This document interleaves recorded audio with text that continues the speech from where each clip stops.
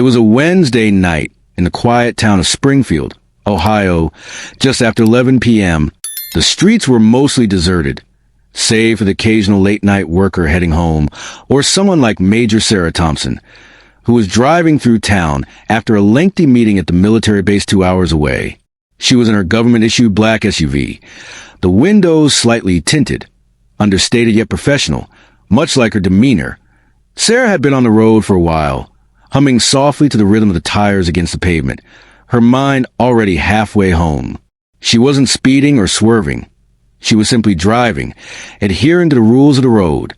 But Officer Mark Stevens, parked in his usual spot off Maple Avenue, saw something different. He was sipping lukewarm coffee and scrolling through his phone, bored out of his mind. The shift had been dragging, and now, here came an unfamiliar vehicle. He tossed the cup into the passenger seat and turned on his lights. Before Sarah could register the cruiser behind her, she slowed down, blinked once, and pulled over to the side of the road, calm and composed, just as she had been trained.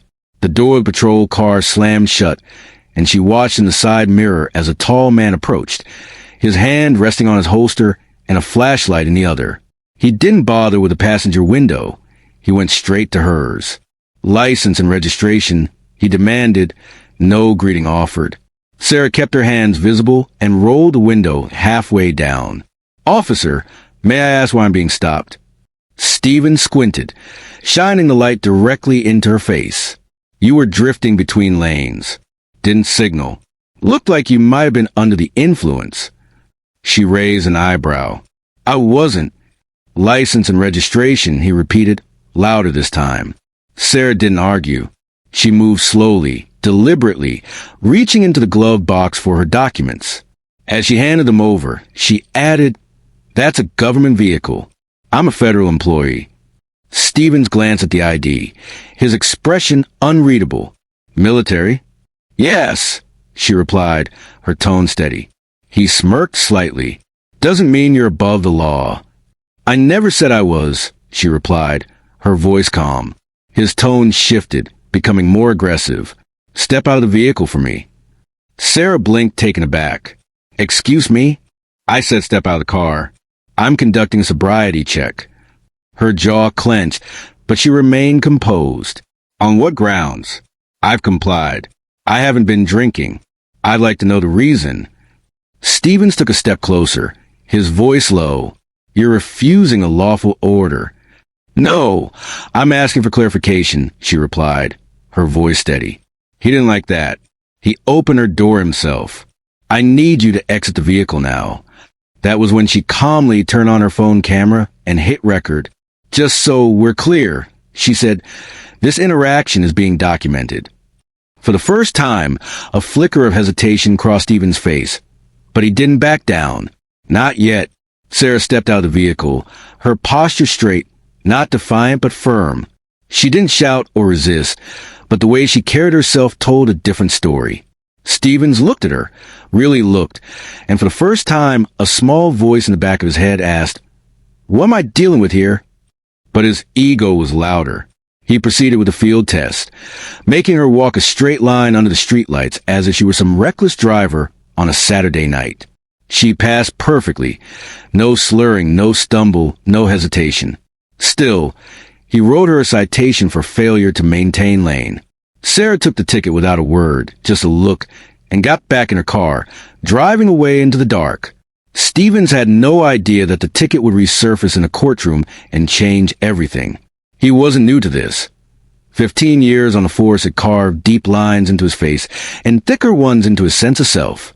He had been in everything from neighborhood standoffs to messy traffic accidents, and had earned a reputation that made rookies tighten up when he walked into a room. But that night, he didn't mention the stop when he returned to the station. He logged the citation in the system, wrote a quick report, and tossed the body cam footage into the charging dock like he always did. The video sat there for 2 days before anyone bothered to review it. In the meantime, Stevens joked about it in the break room. "Woman tried to pull rank on me," he said to Officer Johnson, flashing her government ID like it was supposed to impress him. Johnson raised an eyebrow. "Wait, she was military?" Stevens shrugged. "So she says, some fed with an attitude. Johnson's face shifted. You mean Major Thompson? She's not just military. She's high up, runs logistics out of Fort Knox. She's legit. Stephen scoffed, waving it off. Don't care who she is. On the road, I'm the authority. But something about Johnson's tone lingered, a small note of caution and respect that chipped at Stephen's usual armor. Still, he didn't go back and watch the footage. In his mind, it was already done and buried. But it wasn't. Major Thompson filed a formal complaint the next morning, not just with Internal Affairs, but with the Office of the Inspector General. She wasn't alone. The video she recorded had already been passed along to her legal team, and a copy was quietly making its way through the military chain of command. Stevens didn't know any of this yet. He was back in his routine, responding to minor calls, barking at people during traffic stops, carrying himself like a man who couldn't be touched because for years he hadn't been. The system had protected him. Supervisors had looked the other way, and Stevens had come to believe the rules didn't apply to him the way they did to everyone else. But now, there was someone on the other side who wasn't afraid. Someone who didn't yell, didn't fight, didn't crumble. She just documented everything, followed protocol, made one phone call at the right time to the right office, and she had receipts. Stevens didn't see it coming until the envelope hit his desk, marked Formal Inquiry. Major Thompson wasn't the kind of person who made noise for no reason. She wasn't dramatic or confrontational, and she certainly didn't have time to chase down every small injustice that came her way. But this time was different.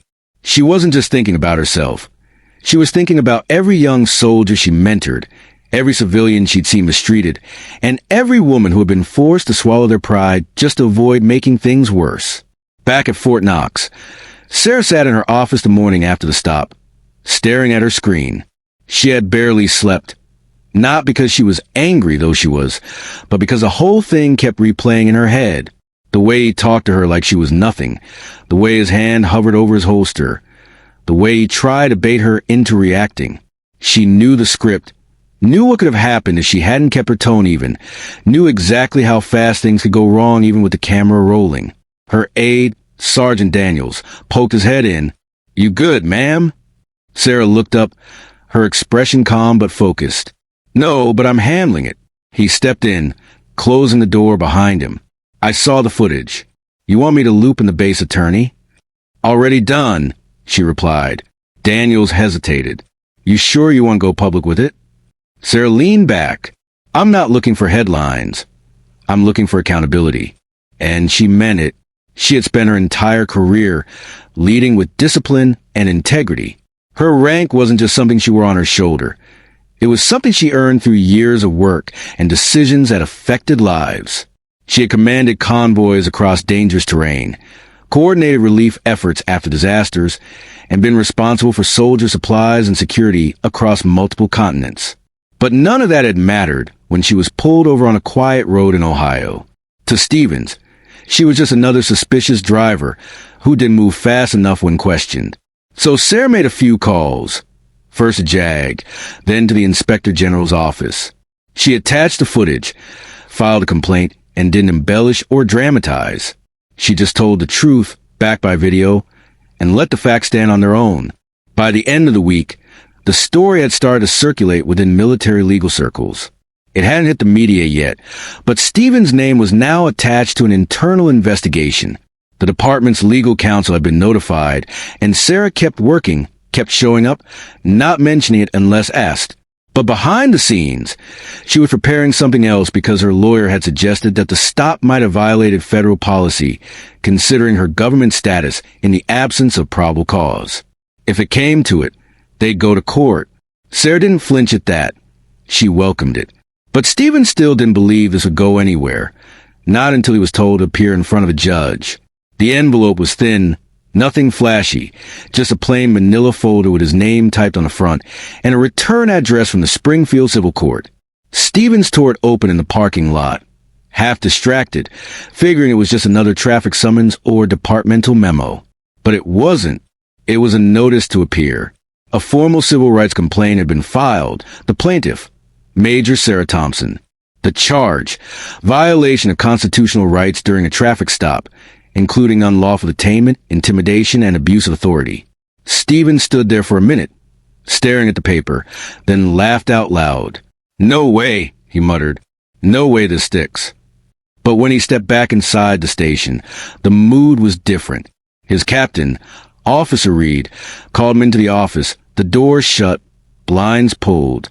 "We need to talk," Reed said. Stevens sat, arms crossed. "About what?" "The lady from the other night.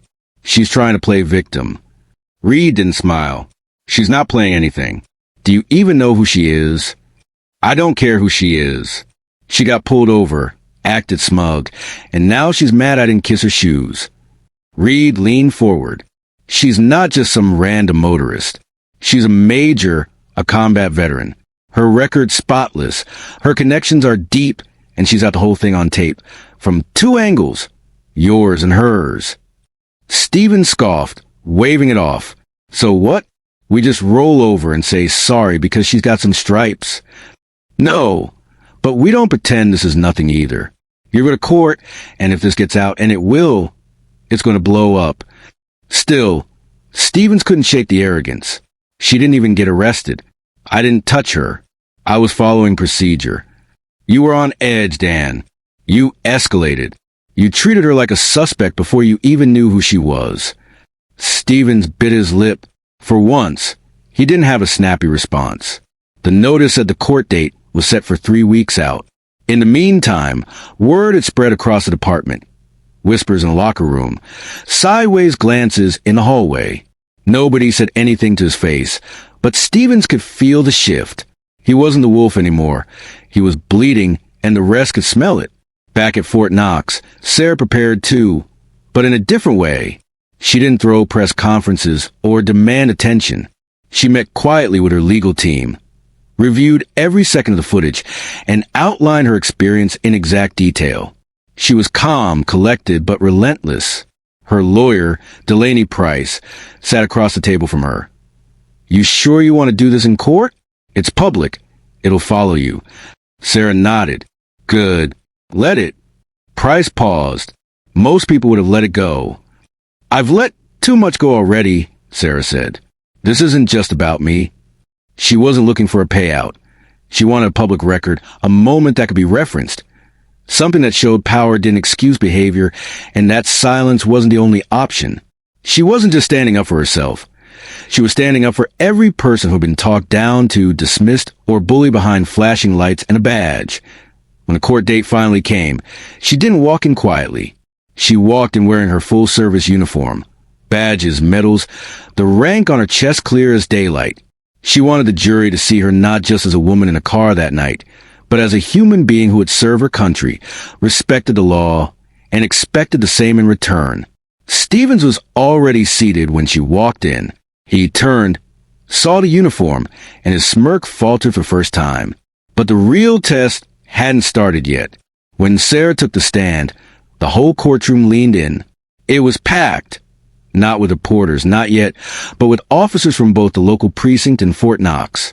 Sarah's peers came in, silent and respectful, dressed in uniform or business attire, seated shoulder to shoulder with civilians who had no idea what this case was really about. To some, it looked like a traffic stop gone wrong, but to Sarah, it was the boiling point of something deeper, something that had been simmering for years. Stevens sat at the defense table, stiff in his suit, face blank but tense. His attorney, Charles Brenner, leaned in and whispered something to him. Stevens didn't blink.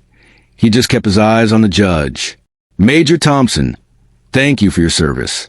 You may proceed," the judge said. Delaney stepped forward, not missing a beat. "Major, could you describe the night of January 17th? Sarah spoke plainly. "I was driving back from a meeting at the Indiana Guard Reserve around 11:15. I was pulled over by Officer Stevens. There was no erratic driving, no signs of intoxication. I was compliant. I asked reasonable questions. He responded with aggression. She kept her voice steady. No edge, just truth. He demanded I exit the vehicle without explanation. When I asked why, he repeated the demand louder. At that point, I turned on my phone to record the rest of the stop." Delaney nodded. Did you ever refuse a lawful order? No. Did you resist in any way? No. Did you identify yourself? Yes. I informed him I was a federal employee and that I was driving a government vehicle. The courtroom stayed silent. No coughing, no rustling, just her voice and the soft scratching of pens on paper. Then came the playback. First Sarah's phone footage, steady, clear, damning. Then the body cam, showing everything. Stephen's tone, his posture, his hand hovering near his weapon, even when she was fully cooperative. The unnecessary field test, the dismissive attitude when she passed it. The jury didn't speak. They didn't need to. You could feel the shift in the air. Then came cross-examination. Brenner approached the stand of that careful tone lawyers use when they're trying to look respectful, but dig deep. Major Thompson, with all due respect, is it possible that Officer Stevens was simply following protocol? Sarah didn't blink. No. Is it possible he was concerned for your safety or the safety of others? I was driving within the lines. I was sober. I was not aggressive. There was no safety concern. And yet you recorded the stop. Why? Because I've lived long enough to know that silence isn't protection. I wanted an accurate record of what happened. Brenner nodded slowly. So you don't believe officers should have discretion during stops? Sarah looked at him. I believe discretion must be paired with discipline. That badge isn't a free pass. It's a responsibility. That line hit even the judge, who paused before asking the next question. Then it was Stephen's turn. He walked up to the stand, not to testify, but to watch as the footage played again, this time frame by frame. Every pause, every clip response, every time he looked at her like she wasn't human. The prosecutor leaned in. Sergeant Stevens, why did you ask her to exit the vehicle? Stevens stiffened. She looked evasive.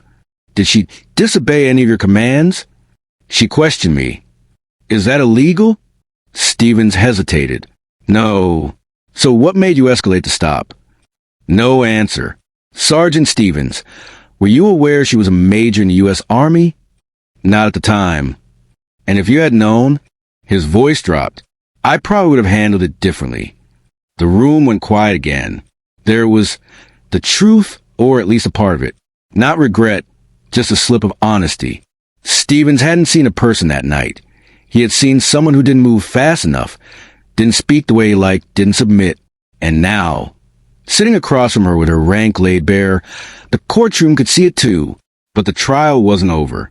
The jury had to decide what accountability really looks like.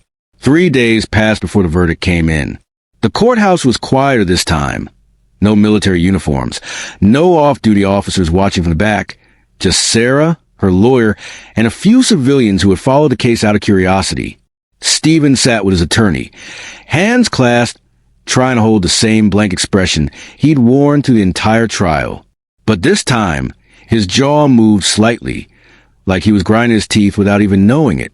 The judge, Cynthia Morales, shuffled the papers on her bench and looked out across the courtroom. In the matter of Thompson versus Stevens, she began, the jury is found in favor of the plaintiff. Stevens shifted. Sarah stayed still. The court recognizes a violation of constitutional rights during an unlawful stop and detainment. Furthermore, the court finds that the actions taken by Sergeant Stevens were not aligned with department policy or basic expectations of professional conduct. No one clapped, no gasps, just a flat weight of consequence. Stevens' attorney leaned in and whispered, "We'll appeal," but even he didn't sound sure. The judge continued. While no criminal charges will be filed at this time, the plaintiff is entitled to damages totaling $35,000, and this decision will remain on permanent public record. Furthermore, this ruling will be forwarded to the Department of Justice and the Springfield Police Department for internal review and policy evaluation. Sarah didn't smile. She didn't pump her fist or celebrate. She just nodded once, not to the judge, not to the jury, but to herself. She had done what she came to do. After the hearing, Stephen stood outside the courthouse, pacing near the bottom steps. Reporters had started to show up, not in big waves, just a few local outlets, but enough for him to look down and cover his face with a folder as the cameras clicked. He didn't speak, didn't make a statement. He just walked to his car and drove off. Inside, Sarah stopped in the hallway, pulled out her phone, and read the notification. Verdict in your favor. Case closed. Her attorney caught up to her. You could have asked for more. Sarah shook her head. It was never about the money. Delaney looked at her for a second. You think it'll change anything? Sarah turned toward the glass doors. I don't know, but maybe next time he pulls someone over, he'll think twice. A week later, Stevens was put on administrative leave while an internal review was conducted. Rumors said he might be reassigned. Others said this was the beginning of the end for his career. Either way, the shield that had once protected him was cracked, and everyone could see it. At Fort Knox, Sarah returned to her duties like nothing had happened. She wasn't interested in being a hero. She didn't want interviews. She had work to do, people to train, missions to manage, responsibilities to uphold. But within her command, the message was clear. You don't always have to raise your voice to demand respect. You don't always have to break to prove you've been wronged. Sometimes the quietest stance speaks the loudest. But even with the verdict behind her, Sarah knew the fight wasn't over. Because accountability isn't just about punishment. It's about what comes next. 2 months later, Sarah stood in front of a room filled with young recruits at Fort Knox. Most of them had only been in uniform a few weeks. Fresh faces, open minds, hungry to serve. She wasn't there to talk about combat strategy or logistics. This time, she was there to talk about leadership and what it means when no one's watching. She looked around the room and asked a simple question. How many do you think a uniform automatically earns you respect? A few hands went up, some half-hearted, some confident. She nodded. I understand why you'd think that. But here's the truth. Respect isn't something you're owed. It's something you prove every day, every choice. She let the silence hang for a second. Same goes for power, she continued. The badge, the rank, the authority. It's not a shield, it's a weight. And if you can't carry it with discipline, you don't deserve to carry it all. In the back, one of the newer soldiers leaned forward, eyes locked on her. Sarah paused and added, when I was stopped by an officer who forgot that truth, I could have yelled. I could have panicked. I could have let it slide. She looked around. I didn't do any of those things. I documented it. I filed. I showed up in court and I told the truth. A long pause. That officer thought his badge made him untouchable until he saw my rank, not just on my uniform, but in how I carry myself. That's the difference. That's leadership. The room stayed quiet, but it wasn't the kind of quiet that comes from disinterest. It was the kind that comes when something lands. Sarah closed the folder in front of her and looked up. Lead with character, serve with integrity, and never forget, you don't just represent the uniform. You represent every person who came before you and everyone who will come after. She stepped off the platform, not for applause, not for thanks, but because the work was already done. Let this story be a reminder. Authority without accountability is just a mask for weakness. Speak up, stand firm, and when you see wrong, don't turn away. Because silence is comfort for the guilty, but courage is protection for the rest of us.